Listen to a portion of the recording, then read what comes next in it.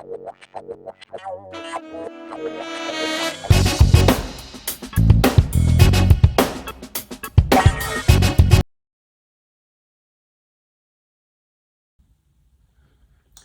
y'all, welcome to another Eclectic Review.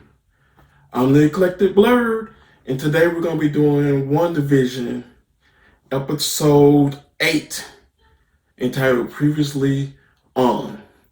Just like all my other reviews, I always give a general overview of the episode for me, but before I do that, won't you click that subscribe button?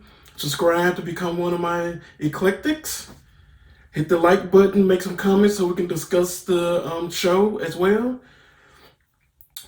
But now that you've done that, what is my initial review?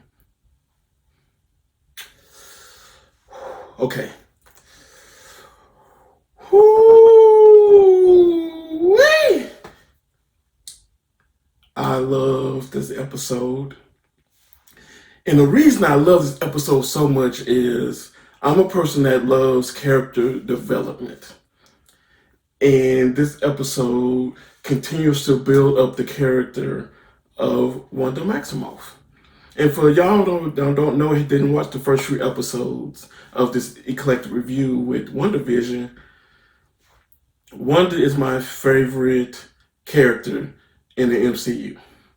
Just period. Just once she got introduced, she became my character. And I remember one day wearing a Civil War t-shirt out. And someone was like, oh, who's your favorite character?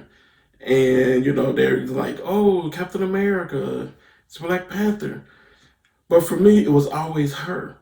And I know she didn't have a big backstory at the time. And now she was like a side character to a lot of people. But for me, I just kind of identified with her real quick story that they gave her as far as her becoming an Avenger eventually.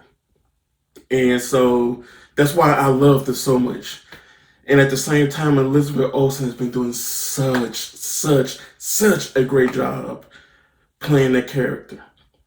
I liked her already, of course, in the other movies, but in the WandaVision, she's been doing such a great job, just even with just her eyes, her facial expressions, as far as things going on, the switching back and forth between the accent. Oh, it's so great. But again,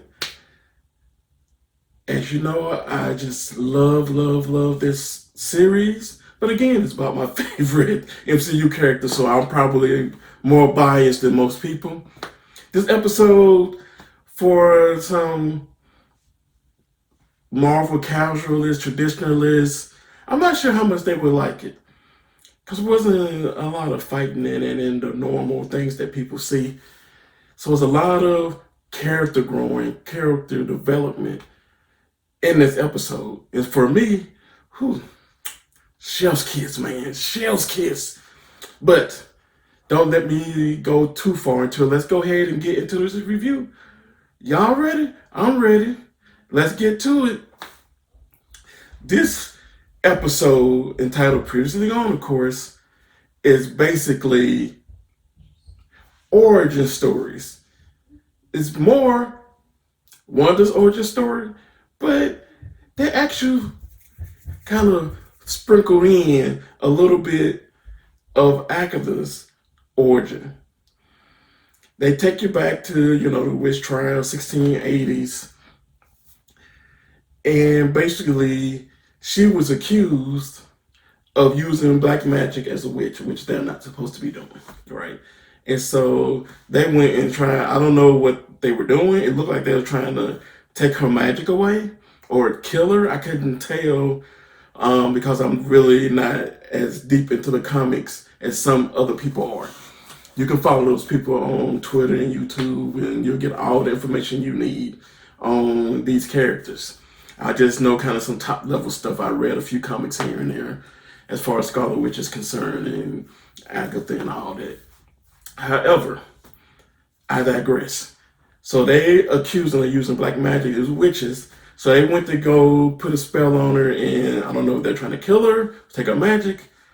But because whatever black magic she was using was too powerful for them to overcome, even her own mother, who looked like she was maybe the queen of the witches, couldn't do it. And she actually killed all 6 or 7 of the witches that were surrounding her and ended up taking a brooch off her mother's outfit, which is probably what she's been wearing the whole time she's been in the hex, of course.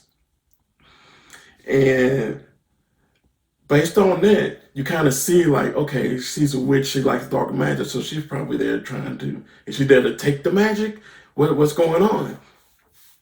Then we go back to kind of where the last scene ended, and she's like, "Oh, you're in a place with witches, man. I did the spell, so nobody can do magic up in this basement but me." And one's like, "Oh man, bro, for real." And she's like, "I'm not doing nothing for you." And she's like, "Nah, you're gonna tell me how you created this humongous hex and how you controlling all these people and blah blah blah. Because I thought I was powerful, but something going on with you, and I need to know how you did it so I can practice that incantation. I want to do it." Well, that's my interpretation anyway. So one like noticed, like, "Oh, I got your kids, right?" And she's like, "Oh man, fine." And all of a sudden, Atkins opens the door. They go through it. It's when Wanda and Pietro and their parents were still alive. So that's kind of the times, kind of like the Ghost of Christmas Past. It's basically what you're going through Wanda's life. Don't forget, it's an origin story at the same time. And they go through the door, and all of a sudden, you see why they were kind of in all these sitcoms, because the parents and the kids always watch sitcoms to learn English, I think, and they just thought it was funny. And so there's Dick Van Dyke in there, Bewitched, Malcolm in the Middle. So all kind of the openings that we saw in the show were actually things that she saw as a child, and even older than a child, of course. And so all of a sudden, they're watching her favorite episode of Dick Van Dyke. A bomb explodes. Parents die. Bomb falls. She kind of reaches her hand out, but it doesn't explode. And she's telling Agatha, "Oh, and then, it was defective." And she's like, "How long were you there?" They were in that house under that rubble for 2 days and survived somehow. At that point, it's inferred that Wanda's already a witch. She just didn't know it. And so after all that went down, they went out the door, went into the next door, which is when she was working for Hydra. And when people thought from the movies how she got her power. So she went out, and of course they had the staff with the Mind Stone in it. So she went out, and they're like, "Ain't nobody lives." Like, don't tell her. So she go out, and then it's like the Mind Stone comes out, and it engulfs her, and it empowers her, and she fights. And so as we're watching, like, oh, so now she's getting even more powerful because of that stone, that Infinity Stone. But at the same time, on the screen, they couldn't see nothing happen. They just saw her fight, and somehow nothing happened. So now we know that, okay, she was a witch. Infinity Stone made her stronger. Next thing you know, hey, we're at the compound when they sound those accords, which I wasn't a big fan of. I know that's a big thing about which part was right. Sound chords is, but I digress. You want the government telling you how you should and should not act until something go bad. Then they need you, man, go somewhere with that. But that's another whole subject. Let me not digress. So she's there, and she's sad because, oh, I lost my parents, my brother's dead. And Vision comes in, and she's watching, I don't know, maybe Malcolm in the Middle at that point. And he's like, "Oh, you okay? I never loved, so I can't really miss what you don't love." But somehow talking to him brought her out of the funk that she was in, and it made her happy. And guess what happened to him? We all saw Infinity War. She killed him, and then Thanos killed him for good. And it was just like, oh my God. It just so sad. Her grief has to be astronomical because you're dealing with your parents, then your brother, then Vision, everything she loves dies prematurely. And that's got to be a hard thing to deal with because I can only see the grief on her, and that's where all the emptiness came from. And so then they come to probably a couple days before the Hex actually hit. She's at Sword headquarters. Ain't that interesting? So I'm expecting her to be busting in, knocking people out and everything to get the body of Vision because, hey, that's the video where they showed to us, right? That's what the director of Sword told us it was. So she's there like, look, I know he's here. I want to see him, blah, blah, blah, blah. Then they called. She going through the door to the director's office. He's like, hey, yo, good to meet you, but, he's dead. You can't have him. It's $3 billion worth of stuff that we trying to use. Oh, he didn't say that. I'm putting it in his mouth. But, he's saying that, and you're not going to bury him. She's like, I just want to give him a funeral so I can say goodbye because I have really had a hard time doing that with anybody. And so now she breaks the glass and goes down and touches him and realizes that he's not there. He's fully dead. She don't feel not an inch of him still being around, even though he was a sentient being. So she drives to Westview and opens the map, and it looked like it's a place where they look like they were going to build their home. Man, that was so sad. And that, oh, let me drive to the place where we're supposed to be living together and living our life out together, where we can grow old together. Well, she can grow old and he can grow with her. But nothing's there. So at that point, her grief and that darkness and that emptiness gets humongous for her. And all of a sudden, the Hex begins. As she cries out, the Hex starts to spread all over the town of Westview. And Westview, by the way, is a little small town. It is what it is. And it spreads everywhere. Then, this is the crazy part. That Vision inside the Hex, she made him. Wow. She actually made that Vision. She recreated all of that. And it's just so incredible.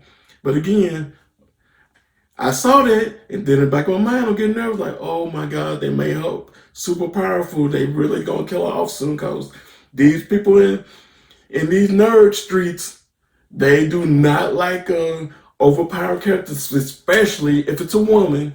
They deal with Superman all day long, but again, I digress. Come out of that and act like, oh, man, I know what you all got them 2 kids about to hang them with magic. It's like, you use that chaos magic.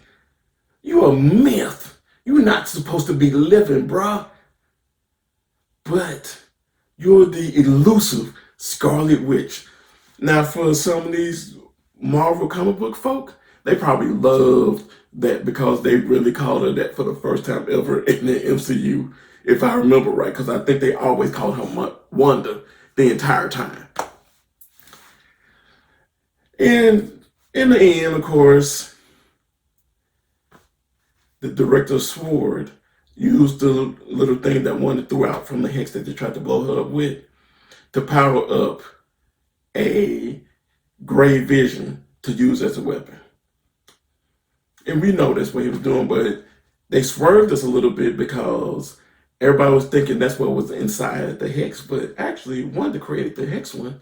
The other one They just kind of powered up using the energy from the Hex.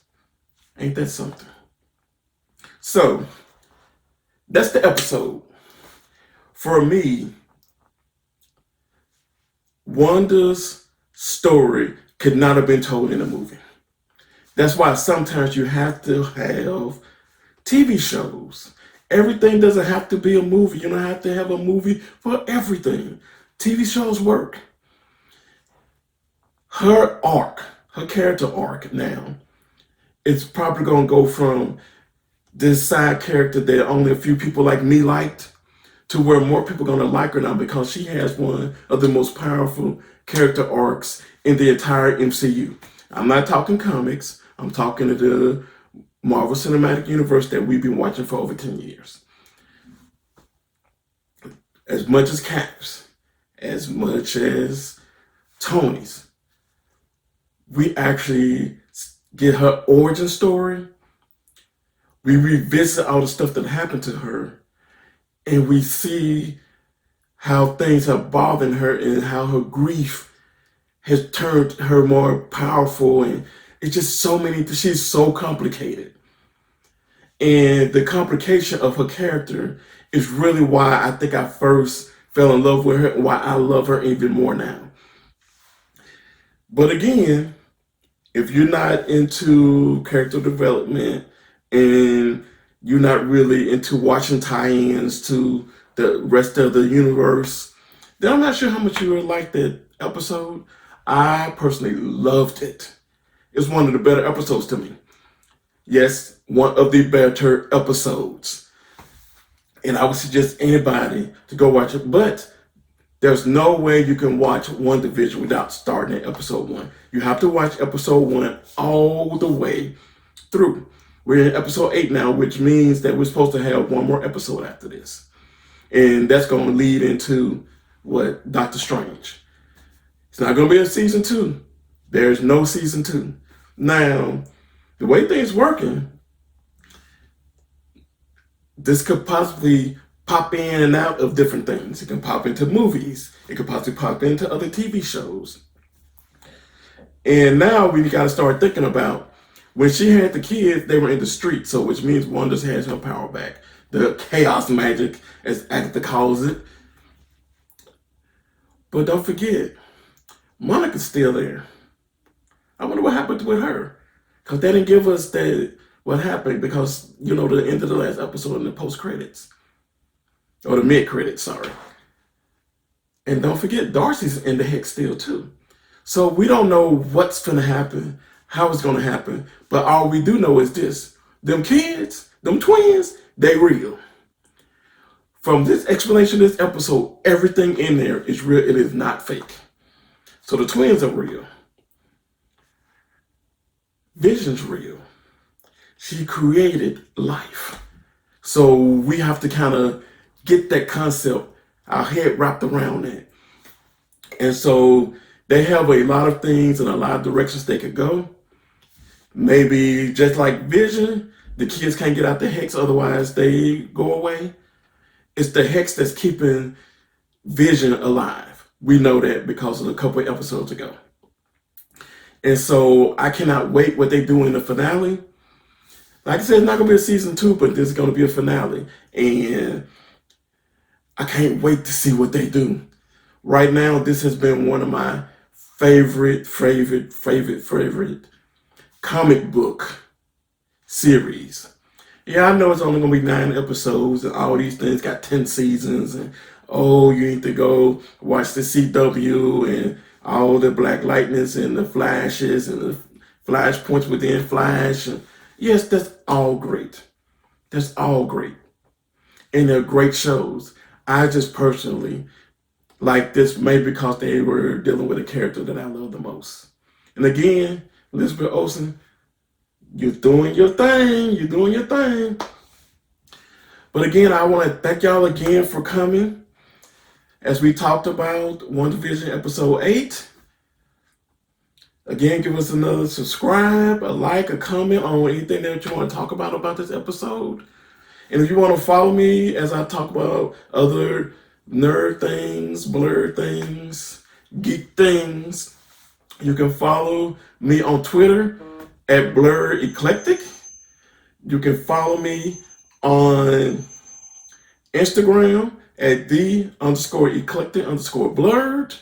You can follow this channel on YouTube at What the Soul.